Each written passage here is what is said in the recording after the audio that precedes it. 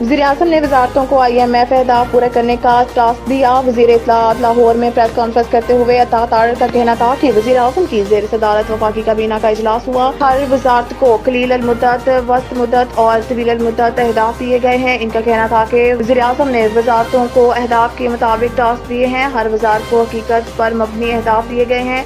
Technology के जरिए वज़ारतों की कारकर्दगी को जांचा जाएगा और काबीना इजलास में वज़ारतों से जवाब तलबी की जाएगी। वफाकी वजीर का कहना था कि वज़ीर-ए-आज़म ने वज़ारतों को IMF अहदाफ पूरे करने का हदफ दिया है। वज़ारत खजाना को महंगाई में कमी लाने, कर्जों की री-स्ट्रक्चरिंग और FBR की डिजिटलाइज करने का हदफ दिया गया है। अता तारड़ का कहना था कि वज़ारत दाखिला को गैर कानूनी असलहे के खिलाफ क्रैकडाउन का हदफ दिया, जबकि वज़ारत तजारत को तजारती खसारे को कम करने का टारगेट दिया गया है।